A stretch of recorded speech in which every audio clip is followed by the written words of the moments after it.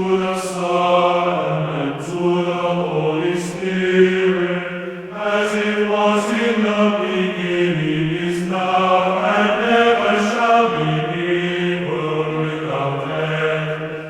Amen.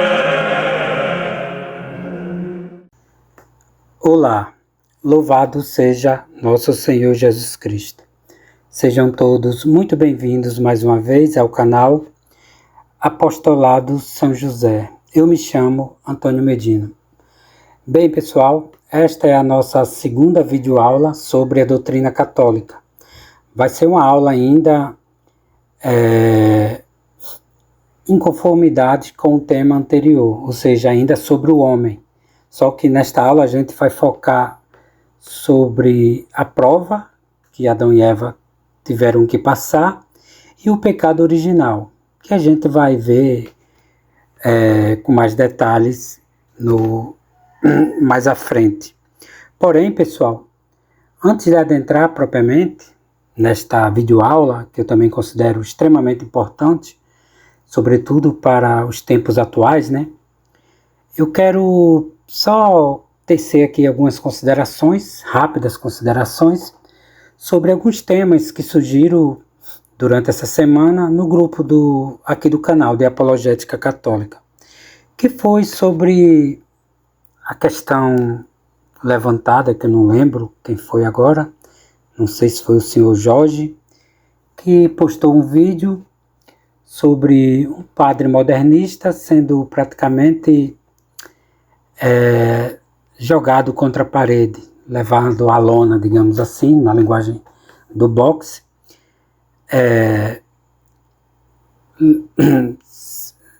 melhor dizendo, sendo, digamos assim, sendo coagido, digamos assim, por um ateu, e que ele não gostou muito dessa posição, né, do padre modernista, porque poderiam levar até muitos ao erro e também ficar descontente com a doutrina católica, e com isso, tanto a doutrina católica, a religião católica cair em descrédito para muitos, como ser muitos abandonar a fé, ou não dar crédito, né? Só que a gente tem que levar em consideração o seguinte, pessoal, apenas umas considerações que eu quero fazer sobre isso, é que, independentemente dessas discussões, que eu considero discussões vãs até, de padres modernistas, contra ateus, isso, aquilo, outro, a gente tem que se concentrar na doutrina católica, no conhecimento que a gente tem sobre a doutrina. Por quê? Porque a doutrina católica, os nossos princípios, e a gente tem que partir desses princípios. Vou dar um exemplo.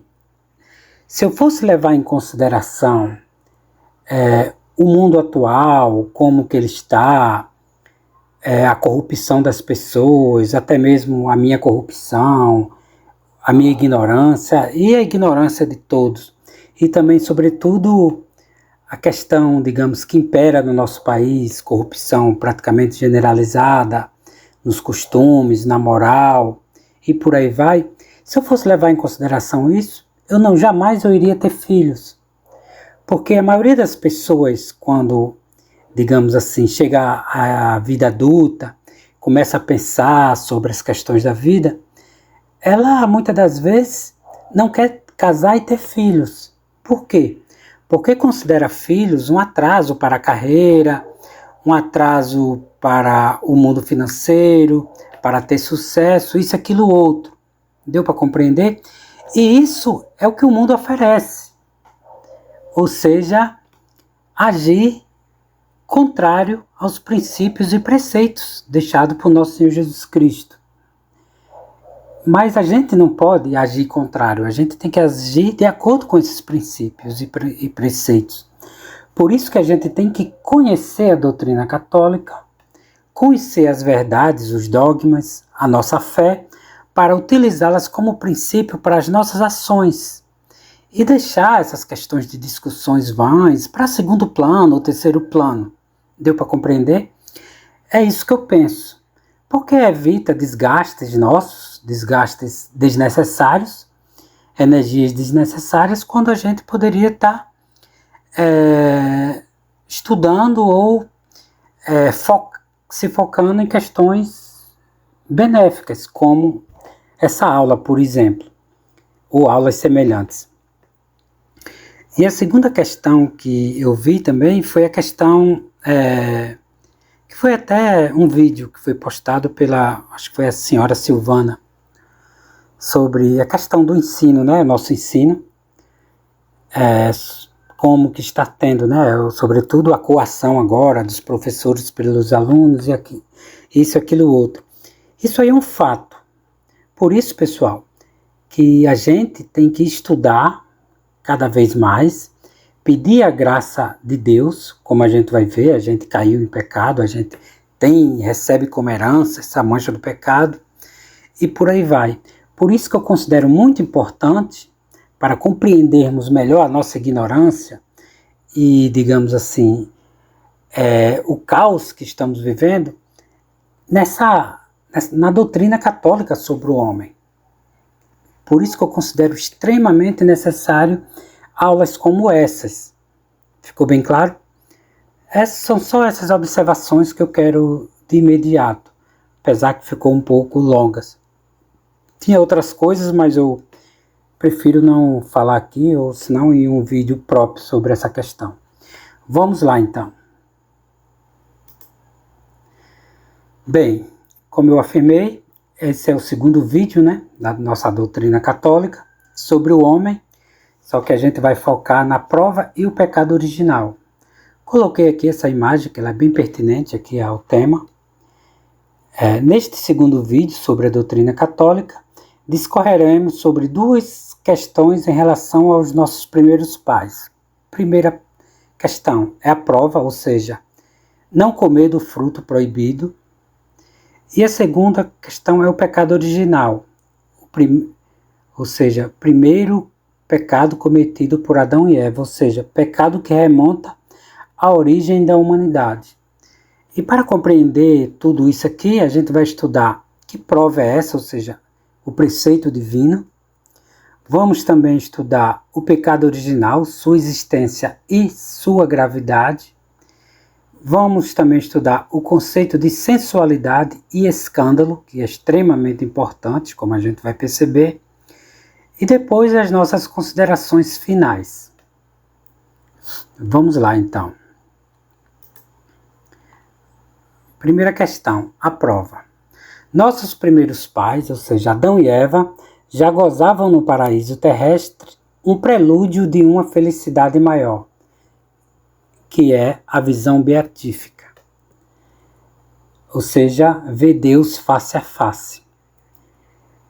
Eram cumulados por Deus de toda sorte de benefícios, sem possuírem a tais bens direito algum. Que benefícios eram esses?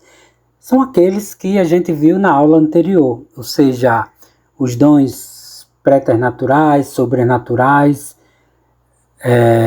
aquela graça santificante que eles já tinham, ou seja, o estado de justiça e o estado de inocência que era, digamos assim, o primeiro homem, o seu estado original, ou seja, um estado de justiça e de inocência. De justiça por quê? Porque aquele estado que eles estavam era um estado que tornavam justos diante de Deus e por isso, caso eles não tivessem pecado, eles sairiam dessa vida para outra, sem passar pela morte. E eram inocentes por quê? Porque a inocência garantia neles os dons preternaturais e sobrenaturais. Assistam a aula anterior, aqueles que não assistiram, para compreender melhor essa questão. E como falei aqui, como está escrito aqui, sem possuírem a tais bens direito algum, ou seja, eram dons que Adão e Eva não tinham direitos, mas eram dons que Deus dava a eles. Eles não tinham direito nenhum sobre ele, ou seja, eles não podiam cobrar de Deus algo que eles não têm direito. Era tudo graça. Contudo, não se tratava de dons gratuitos de todo, e sim o galardão merecido pela fidelidade. Ou seja, se eles se mantivessem fiéis ao preceito divino, ao que Deus pediu para eles fazerem, ou seja, não comer do fruto proibido, esses dons seriam seu galardão.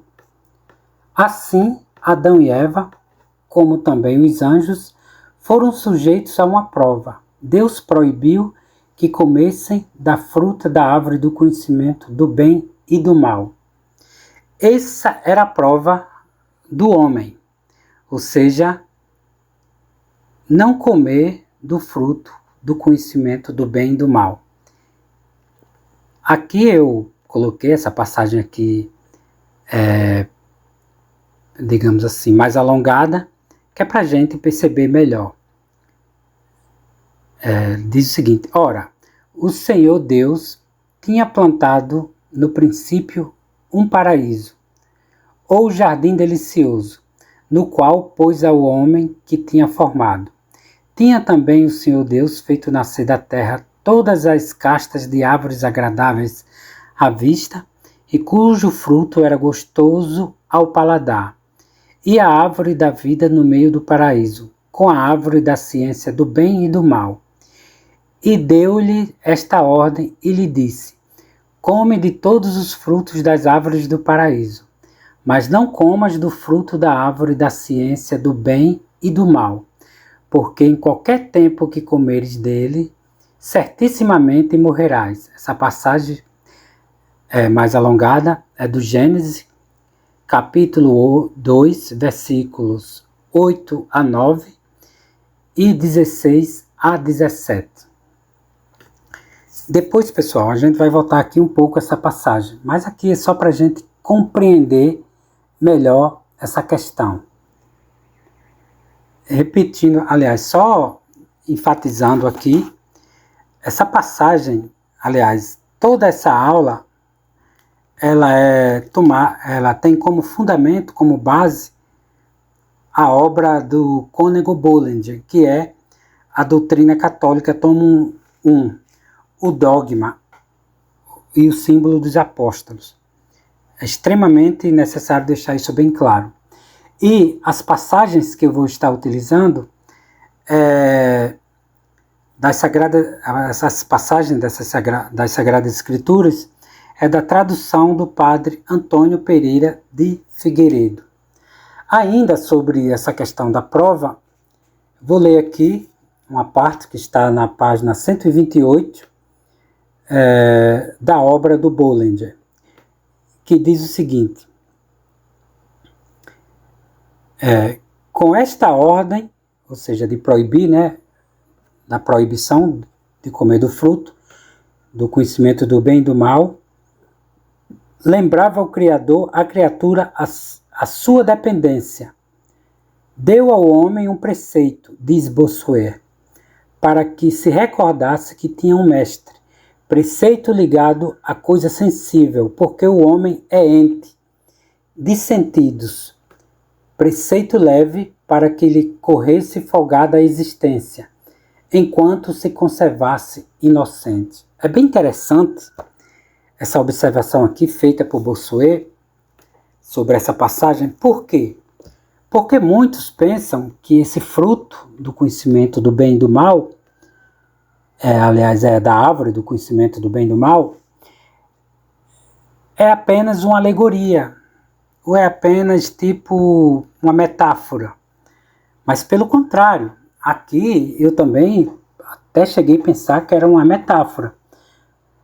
Não conhecia a doutrina, não conhecia os comentadores, os teólogos sobre essa passagem, mas é bem interessante deixar bem claro que esse fruto verdadeiramente era algo palpável, era tipo uma fruta como uma manga, uma maçã, uma uva. Por quê? Porque, como diz Bossuet, nós somos, no sentido, digamos assim, da nossa natureza, nós somos corpo e alma. Então, para algo nos chamar a atenção, tem que ser algo físico, porque nós vemos através dos nossos sentidos. Por isso que nós somos também seres sensíveis, ou seja, utilizamos nossos sentidos para entrar em contato com o mundo. É tanto que existe uma máxima filosófica que diz o seguinte, que não há nada no intelecto que não tenha passado antes pelos sentidos. Eu não sei quem fala essa frase, eu não me recordo, mas é digamos assim, uma máxima filosófica. Ou seja, tudo que está no nosso intelecto é porque passou pelos nossos sentidos, seja pela visão, pela audição, pelo olfato, não importa, passou pelos nossos sentidos. Semelhantemente, essa fruta, era uma fruta que era agradável aos olhos, como a gente vai ver aqui, como diz aqui, ó, cujo fruto era gostoso ao paladar, ou seja, era agradável à vista e agradável ao paladar, os frutos. Esse fruto do conhecimento do bem e do mal também parece ter essas características. Aqui, ó, tinha também o Senhor Deus feito nascer da terra todas as castas de árvores agradáveis à vista e cujo fruto era gostoso ao paladar, e a árvore da vida no meio do paraíso, com a árvore da ciência do bem e do mal. Ou seja, essas frutas, essas castas de árvores, elas eram agradáveis à vista e gostoso ao paladar. Ficou bem claro? Por quê? Porque nós somos seres sensíveis. Nós utilizamos os sentidos, nós não somos anjos. Que os anjos sim são puro espírito, mas nós não, nós temos o corpo e a alma. Temos matéria e espírito. Ficou claro? Então, era um fruto, era algo sólido mesmo, que o ser humano poderia ir lá, tocar e comer, degustar. Só que esse fruto Deus o proibiu. Por isso que Bossuet, ele fala bem interessante, quando ele diz o seguinte, vou repetir, com esta ordem lembrava o Criador a criatura a sua dependência. Deu ao homem um preceito, diz Bossuet, para que se recordasse que tinha um mestre. Preceito ligado a coisa sensível, porque o homem é ente de sentidos. Preceito leve, para que lhe corresse folgada a existência, enquanto se conservasse inocência. Ou seja, como ele disse, como a gente fala aqui, nós somos entes de sentido, ou seja, somos seres de sentidos. Então, por isso, essa árvore, esse fruto, realmente era uma árvore, como qualquer outra lá que estava lá. E só que Deus tinha proibido de comer, simples assim. Você pode utilizar questões metafóricas sobre essa questão, mas a gente não pode abrir mão de que era uma árvore e que atraía a atenção do homem, não era algo puramente e especificamente intelectual, porque isso poderia ser aplicado ao anjo, como o pecado do anjo foi puramente intelectual, puramente da vontade, puramente do intelecto e da vontade. Mas nós não, nós temos essa questão dos sentidos. Então, esse fruto estava lá como uma prova, não como uma tentação, que Deus não tenta ninguém.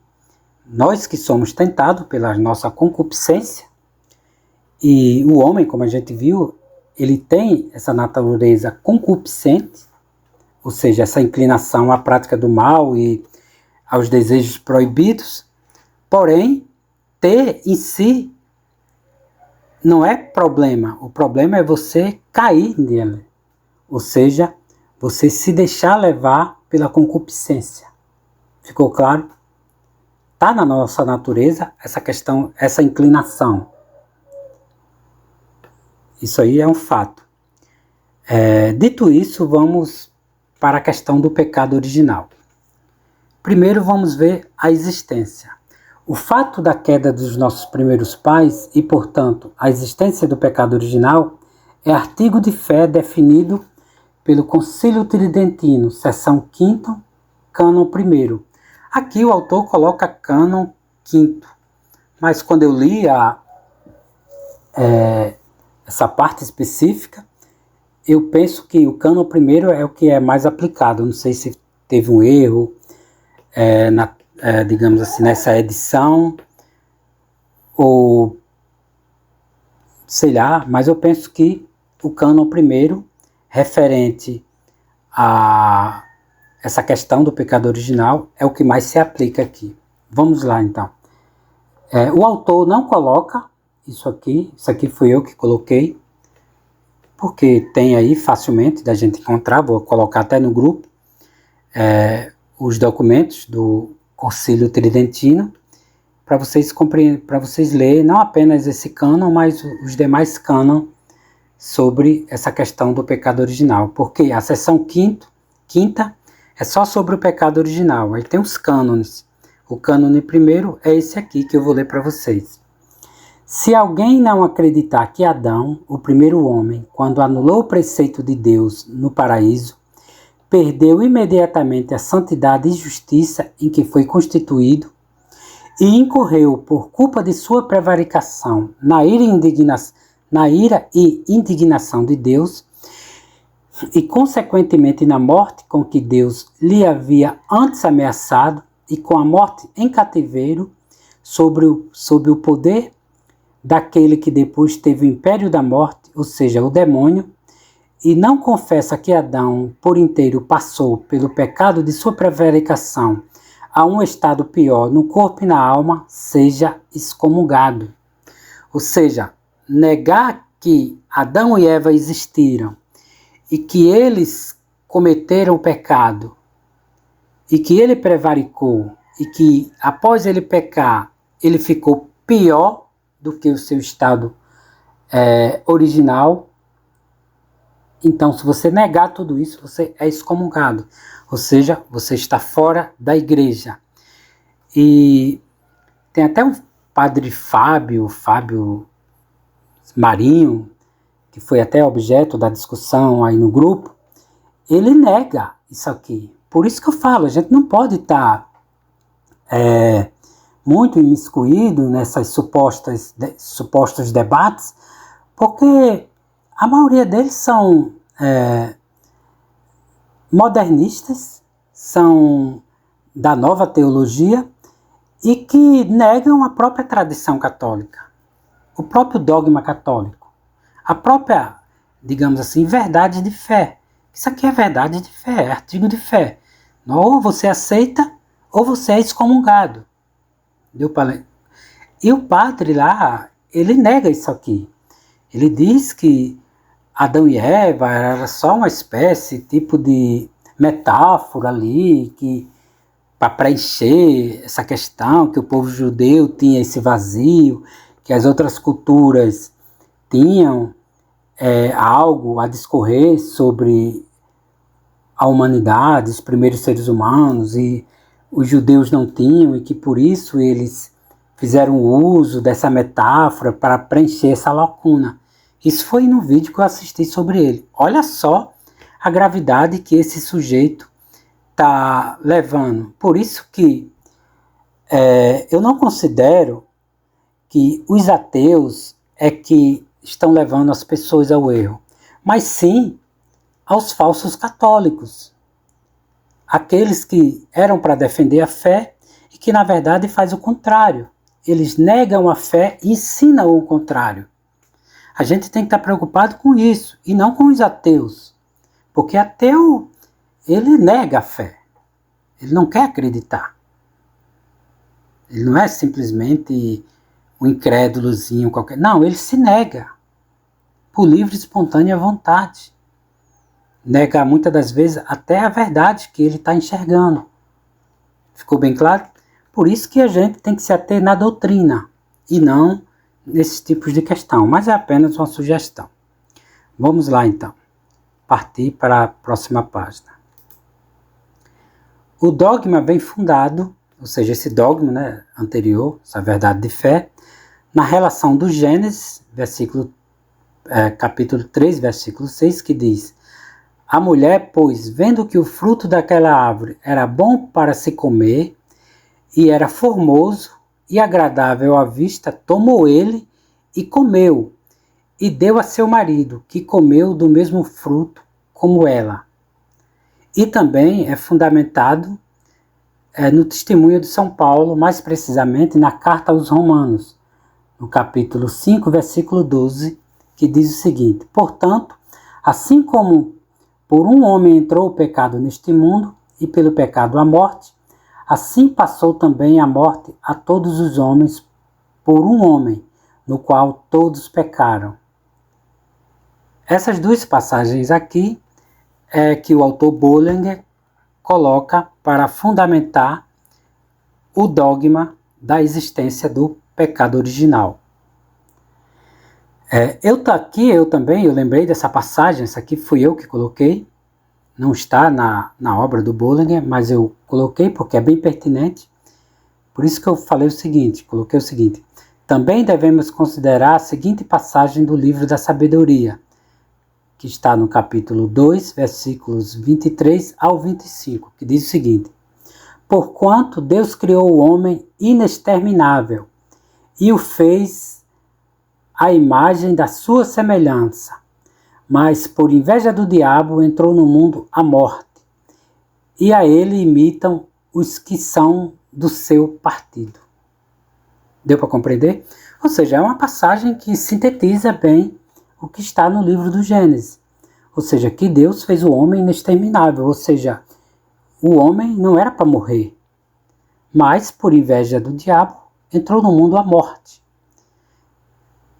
E a ele imitam os que são do seu partido. Aqui, como eu li,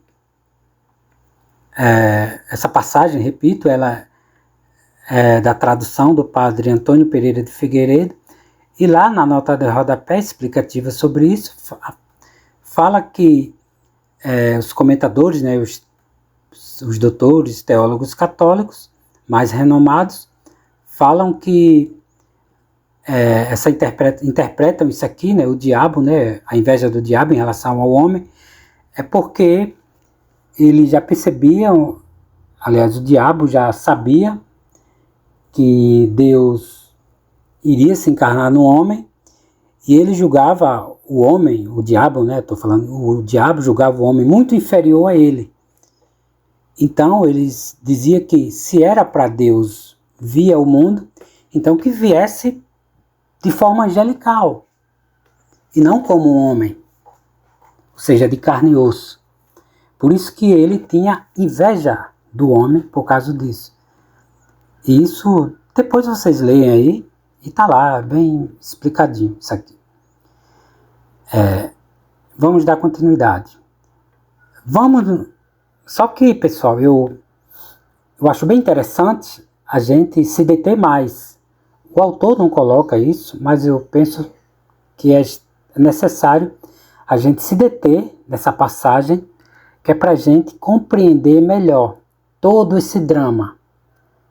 Por isso que eu fiz o seguinte: vamos nos deter um pouco mais no livro do Gênesis, que é no capítulo 3, versículo 1 ao 6, porque o autor só coloca o versículo 6, o Bullinger, mas eu penso ser necessário a gente lê-la toda para a gente compreender como que o diabo age na vida das pessoas, como que ele tenta as pessoas, quais são as artimanhas dele, para compreendermos melhor o drama da queda dos nossos pais.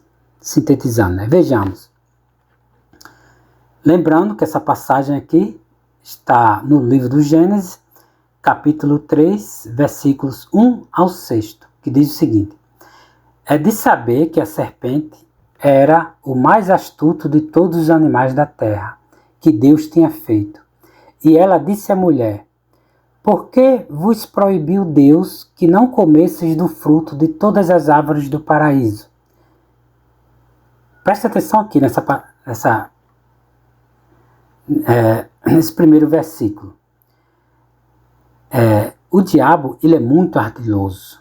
Por isso que, se Deus não nos revelasse, a gente sempre, possivelmente, cairia nas artimanhas dele. Mas Deus nos revela aqui como que ele age. Olha como que ele chegou na mulher. Ele disse o seguinte: por que vos proibiu Deus que não comesseis do fruto de todas as árvores do paraíso? Olha só, isso aqui já é uma mentira, ele já começa mentindo. Por quê? Porque Deus falou para Adão, né? E detalhe, pessoal, é bem interessante dizer o seguinte, que quando Deus proibiu Adão de comer, Eva ainda não tinha sido feita. Então Deus deu esse preceito a Adão, ou seja, proibindo de ele comer do fruto do bem e do mal, da árvore do bem e do mal, a ele. Deus deu o preceito a ele.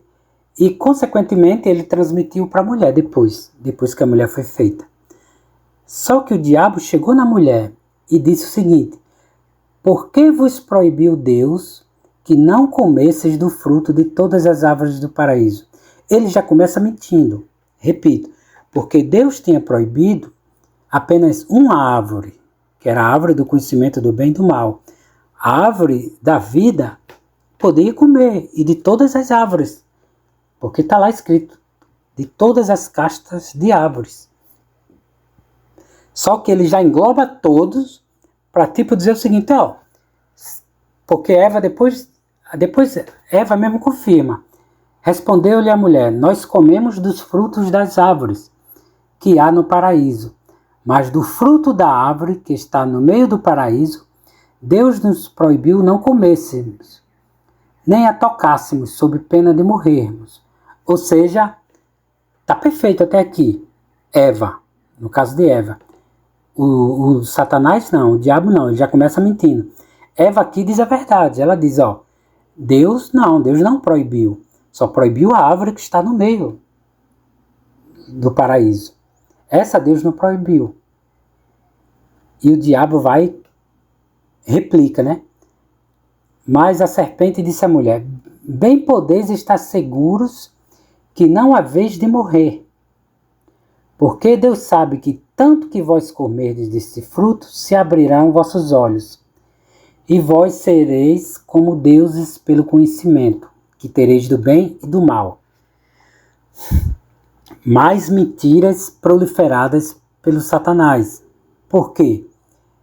Ele diz, podeis estar seguros que não haveis de morrer. Mentira, Deus disse que, até o autor, né, o Antônio Pereira de Figueiredo, na sua tradução, ele é excelente quando ele diz: certissimamente morrereis, quando comeres em qualquer tempo. Então, a serpente aqui já está mentindo, dizendo: não, você não vai morrer. Por quê? Você pode comer de todas as árvores, exceto essa, porque só essa vai fazer você morrer. Pode comer. E ele ainda diz, porque Deus sabe que tanto que vós comerdes deste fruto, se abrirão vossos olhos, e vós sereis como deuses, pelo conhecimento que tereis do bem e do mal. Mentira, ele é mentiroso. Por isso que nosso Senhor Jesus Cristo, no Evangelho de São João, se eu não me engano, no capítulo 6, fala que ele é mentiroso desde o princípio. Ou seja, desde aqui, Adão e Eva, desde a origem, né, o princípio aqui da origem da humanidade, ele é mentiroso. Ele só fala mentira. A mulher, pois, vendo que o fruto daquela árvore era bom para se comer e era formosa, olha só. Agora, é bem interessante a gente meditar um pouco aqui, refletir sobre um pouco aqui. Detalhe, a mulher, aliás, essas características aqui do fruto, era da própria natureza do fruto, ou seja, agradável, como a gente viu, né? Era agradável à vista, saborosa, como a gente viu, as frutas. Semelhantemente, quando a gente come qualquer fruto, saboroso, agradável. Você come uma manga, aqui no Rio Grande do Norte está na época da manga, tem banana, tem uma série... Todas são saborosas, todos agradáveis ao paladar e à vista. Só que, após esse diálogo que ela teve aqui com a serpente, já foi implantado na mente dela a semente do mal.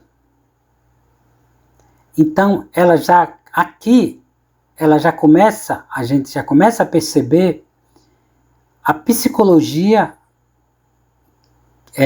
do pecado, ou seja, o passo a passo.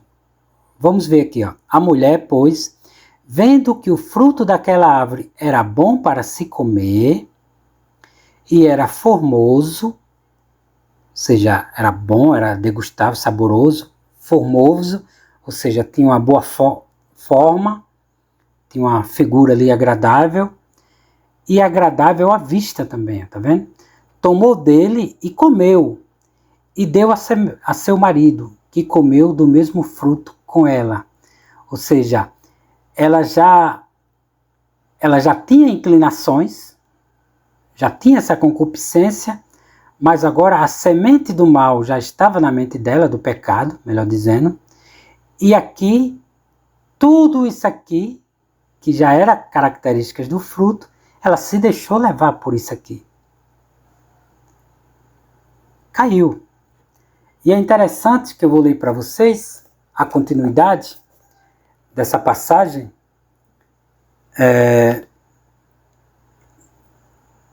que diz o seguinte. Essa passagem eu só botei até o versículo 6, mas eu vou ler a partir do versículo 7, que diz o seguinte: no mesmo ponto se lhes abriram os olhos, e ambos conheceram que estavam nus, e tendo cosido umas com outras, umas folhas de figueira, fizeram delas umas cintas.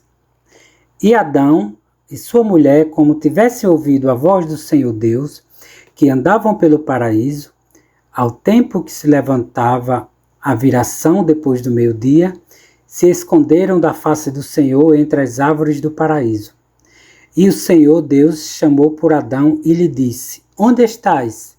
Respondeu Adão: como ouvi a tua voz no paraíso, e estava nu, tive medo e escondi-me. Disse-lhe Deus: de onde soubestes tu que estavas nu? Senão porque comeste do fruto da árvore, de que tinha ordenado que não comesses. Respondeu Adão. Olha só. É bem interessante esse diálogo aqui de Adão com Deus. A resposta dele, né? Prestem bem atenção. Ele diz o seguinte: a mulher que tu me deste por companheira, deu-me desse fruto e eu comi dele. Olha só, depois que o pecado se implantou na mente. Depois que eles caíram. Depois que eles já perderam os dons preternaturais e os dons sobrenaturais. Ou seja, eles já estavam corrompidos. A sua inteligência estava corrompida, a sua moral corrompida. Ele estava completamente corrompido já. Tinha ainda a questão dos seus dons naturais, que era a sua inteligência, sua vontade, mas fracas, porque elas seriam plenas com os dons preternaturais, como a gente viu na aula anterior. E ele começa aqui já, ele já acusa a mulher. Ele não assume a responsabilidade, ele diz o seguinte: a mulher que tu me deste por companheira deu-me desse fruto e eu comi dele. Aí Deus vai para a mulher. E o Senhor disse para a mulher: por que fizeste tu isto? Respondeu ela: a serpente me enganou e eu comi. Ou seja, cada um transferindo a responsabilidade para o outro e não mais assumindo. E o Senhor Deus disse à serpente: pois que tu assim o fizeste, tu és maldita entre todos os animais e bestas da terra. Tu andarás de rojo sobre teu ventre e comerás terra todos os dias da tua vida. Aqui já começa no versículo 14 a punição. Começa com a serpente, depois vai para Adão e por último a mulher. Aliás, vai para a mulher e por último o Adão, ou seja, a ordem inversa.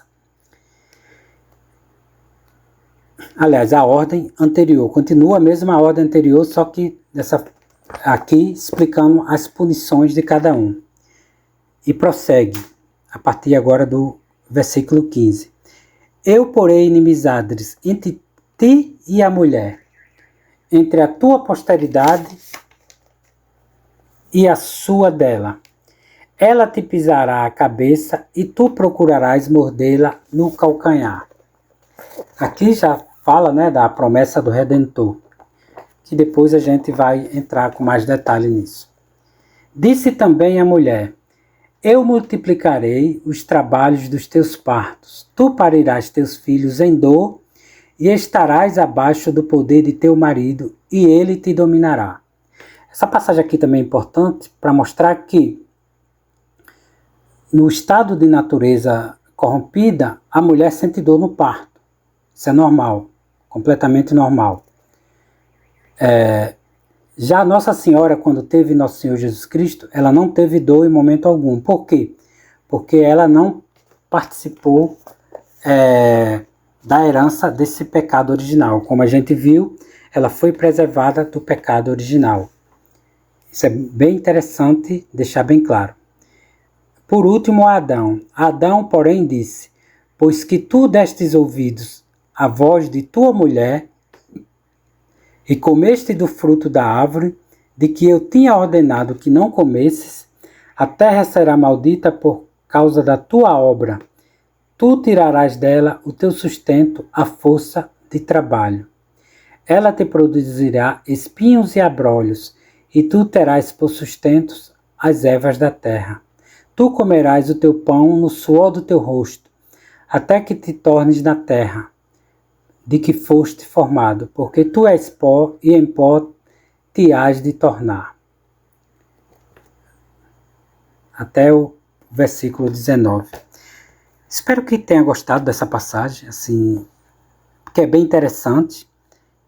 Todas essas passagens aqui são revelação diretamente de Deus para nós, e para ajudar a gente a compreender a nós mesmos, nossa natureza corrompida, nossa natureza decaída. Depois eu vou adentrar propriamente como que é essa nossa natureza corrompida, com mais detalhes, de acordo com obras católicas também.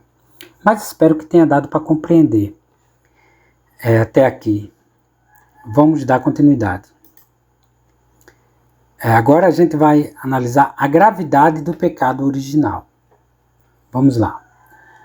Tanto mais culpado foi o comportamento de Adão e Eva, quanto mais fácil lhes fora a obediência e submissão ao preceito divino, por causa das numerosíssimas graças que tinha recebido. Ou seja, era, de certa forma, fácil para Adão e Eva ter, digamos assim, superado essa prova, superado a própria tentação deles. Por quê? Porque Deus não deixa que as pessoas sejam tentadas além dos limites que elas possam suportar. E é bem interessante isso. Por quê? Porque Deus, o estado original de Adão e Eva, era um estado de inocência, é um estado de justiça. Eles tinham vontade ainda integrais, a sua natureza não estava corrompida, o seu intelecto estava plenamente ainda integral. Então eles tinham graças, dons suficientes para superar isso. Por isso que o Bossuet fala, né, com uma certa facilidade. Então, a gravidade, como a gente viu, né, acabou de ver na passagem anterior, a gravidade é a tal ponto de que culmina na morte. E continua, né? Além do desrespeito formal, encerra este pecado toda a malícia. Primeiro, do orgulho. Por que do orgulho? Porque os homens, Adão e Eva, já queriam ser como deuses, como disse o tentador. E também encerra também a malícia da curiosidade. Cuidavam que haviam de saber de tudo, conhecer o bem e o mal. Por isso que tem uma parte da Suma Teológica que o São Tomás de Aquino fala que a curiosidade é um vício. Aí muitas pessoas dizem, olha, as pessoas curiosas geralmente são inteligentes. Isso é falso, porque a curiosidade, como a gente viu, levou o homem ao pecado, levou o homem à morte. Ou seja, orgulho, pecado, orgulho, curiosidade. E São Tomás de Aquino fala que a curiosidade é o oposto da estudiosidade. Ou seja, aquele que estuda, que realmente utiliza o intelecto para estudar, para compreender as coisas que Deus fez, ou seja, a criação de Deus, isso é uma virtude. Agora, ficar com curiosidade, como ficou Eva, foi até levantado também uma questão no grupo. Tem até uma foto bem interessante que foi colocada lá sobre uma mulher olhando por cima do muro, ou seja, curiosa. Ou seja, essa curiosidade é um mal, é um vício. Então, encerrando, por parte de Adão, uma desmedida benevolência para com Eva, a cujas sugestões perversas prestara demasiada atenção. Aí aqui, eu até botei isso aqui para a gente compreender. Aliás, para enfatizar mais ainda. A Adão, porém, disse: pois que tu destes ouvido à voz de tua mulher, e comestes do fruto da árvore, de que eu te tinha ordenado que não comesses, a terra será maldita por tua obra, por causa da tua obra. Tu tirarás dela o teu sustento, a força de trabalho. Está no Gênesis, capítulo 3, versículo 17. Por parte de Eva, pecado de sensualidade e escândalo. Ou seja, por parte de Adão, foi uma desmedida benevolência para com Eva. Ou seja, ele prevaricou, de fato. E por parte de Eva, pecado de sensualidade e escândalo. O autor, ele fala, né, sobre essa questão do pecado de sensualidade por parte de Eva, mas ele não estende mais, ele não discorre mais sobre esse conceito de sensualidade e escândalo. E eu resolvi estender mais esses conceitos, ou seja, a gente estudar um pouco mais eles, baseado no Dicionário da Doutrina Católica do Padre José Lourenço. Bem, pessoal, talvez vocês escutem alguma porta aqui batendo. Eu estou gravando esse vídeo agora de madrugada, entre 3 e 4 horas da manhã. Meu filho acordou agora há pouco, ele foi ao banheiro. Acabou urinando lá e tive que cortar o vídeo. E como está silencioso, né, qualquer barulho escuta, eu tive que cortar e regravar. Talvez pegue um pouco da parte dele urinando. Peço desculpa por isso, mas é o tempo que eu tenho para fazer o vídeo. Então, por isso eu escrevi o seguinte: fez-se necessário adentrarmos nos conceitos de sensualidade e escândalo, de acordo com a doutrina católica, para melhor compreendermos a gravidade em torno da questão. Vejamos. Sensualidade é a busca dos prazeres dos sentidos fora das leis estabelecidas por Deus. Produz efeitos que são a vergonha da humanidade. A quantos crimes ela arrasta, a quantas baixezas faz descer, em que misérias morais e físicas faz cair. Ela cega os que a reprovam, vence os que a condenam, domina os que a detestam, escraviza mesmo aqueles que a repugnam. Tinha outras questões, mas eu me detive aqui, para vocês compreender essa questão da sensualidade. Repetindo, é a busca dos prazeres dos sentidos fora das leis estabelecidas por Deus. Ou seja, é um vício, são vícios sensuais, como o pecado de Eva foi um vício sensual, ou seja, ela utilizou dos prazeres dos sentidos, mas fora das leis estabelecidas por Deus. Por quê? Porque Eva, quando, por exemplo, Eva, Adão ou qualquer um da gente, a gente pode sim utilizar os sentidos, os prazeres. Por exemplo, quando a gente se alimenta, come uma boa fruta, até mesmo a gente lê uma passagem das Escrituras, ou alguém nos explica algo que a gente não entendia, gera sim um prazer. Mas esses prazeres não são fora das leis de Deus. Já quando Eva comeu o fruto e deu para Adão, isso é fora das leis de Deus. Ou seja, são prazeres fora das leis estabelecidas por Deus. Essa é a sensualidade. Deu para compreender? Por isso que aqueles prazeres que estavam lá em Sodoma e Gomorra, Deus teve que aniquilar, porque foi necessário. Ou seja, tudo ali era fora dos preceitos estabelecidos por Deus, fora das leis. Ficou bem claro? E lá no livro do Gênesis deixa bem claro que era do menor ao maior, todos. E a gente vê o que se mais tem hoje, praticamente é lei, defendendo essa sensualidade atualmente. E agora vamos ver o pecado de escândalo,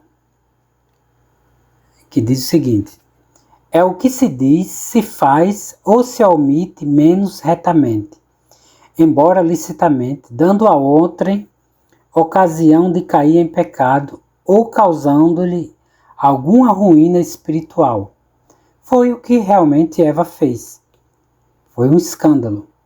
Ela, além de comer, saber que estava errado, ainda deu para o Adão. O escândalo pode ser dado diretamente, se há a intenção de levar outrem ao pecado, ou indiretamente, se somente se prevê que outrem cairá em pecado.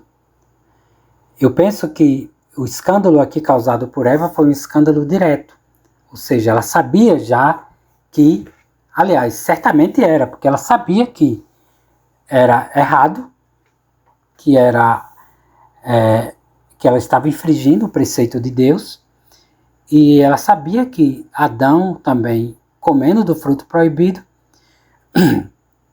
também estaria indo ao pecado, ou seja, ela fez já com a intenção de Adão pecar. Não à toa que as punições foram extremamente severas, culminando na morte. Bem, pessoal, é isso. A aula ficou realmente um pouco longa, mas é necessário. Por quê? Porque nós não somos anjos, o nosso intelecto ele caminha a passos lentos, como a gente já viu anteriormente. Nós não estamos no estado de natureza, aliás, no estado original da humanidade, ou seja, no estado de inocência e de justiça. Nós não usufruímos a pleno gozo dos dons preternaturais e sobrenaturais. Alguns santos, alguns da humanidade, e esses são os santos, que detiveram em algum grau, em alguma proporção, esses dons preternaturais e sobrenaturais, já aqui na Terra. Não à toa que eles já estão gozando da beatitude eterna. Ou seja, eles tiveram a graça santificante, como a gente viu, que deu acesso a eles à beatitude eterna. E é esse o nosso objetivo também. Por isso que a Santa Igreja tem também como doutrina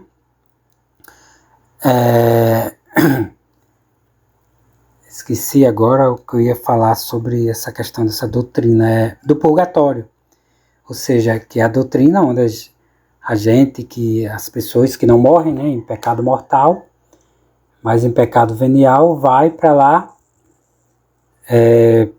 para serem purgados os seus pecados. Ou ainda estiverem pagando ainda, digamos assim, alguma consequência de algum pecado. É isso, pessoal. Eu espero que tenha dado para compreender isso aqui. Eu resolvi ficar detido apenas na prova que o Adão e Eva tiveram que passar e o pecado original, para a gente compreender melhor. Por isso que eu fiz uso de outras obras e também de passagens integrais, que é para a gente compreender melhor.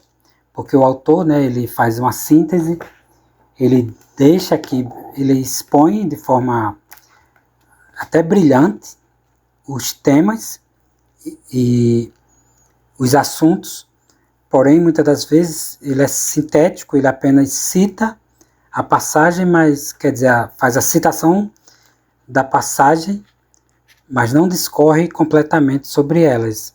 E todas as passagens aqui eu coloquei, porque se vocês forem ler na obra do Bullinger, só sobre essa questão da prova e o pecado original, só dá uma página. Mas aqui, como a gente viu, dá várias páginas, porque eu tive que colocar as passagens na íntegra. E ele apenas citava o cânon 5 da seção 5ª do Concílio Tridentino, e eu tive que colocar aqui integralmente. É isso, pessoal. Na próxima aula a gente vai ler sobre, aliás, a gente vai discorrer sobre a transmissão do pecado original aos descendentes de Adão e Eva e as suas exceções. E também a gente vai discorrer sobre as consequências do pecado original e a sua natureza. E por fim, discorrer mais um pouco sobre esses temas. Com certeza vou fazer uso de outras obras para que a gente compreenda melhor. É isso, pessoal. Estou um pouco cansado. Acho que já não estou nem falando coisa com coisa aqui. Já vai cerca de 1 hora já essa aula. Mas é isso. É uma aula, não tem como ser menos. Eu vejo que muitas pessoas assistem, né, filmes de 2, 3 horas. Como é que se diz? Até debates aí que duram mais de 3 horas também. Eu penso que essa aula, por mais longa que seja, ela merece ser assistida. Não por mim, repito, mas pela própria doutrina católica. É isso, pessoal. Agradeço a todos que assistiram ao vídeo até aqui. Agradeço mesmo de coração. Lembrando que tudo tem que ser para a glória de Deus e o bem das almas. E não esquecendo o nosso objetivo aqui na Terra, que é conhecer. É isso que a gente está fazendo aqui. Conhecer, amar e servir a Deus. É isso, pessoal. Agradeço a todos mais uma vez. Espero todos vocês na próxima aula ainda sobre esse tema, que é para a gente terminar e prosseguir nas outras aulas. Fiquem todos com Deus e até a próxima.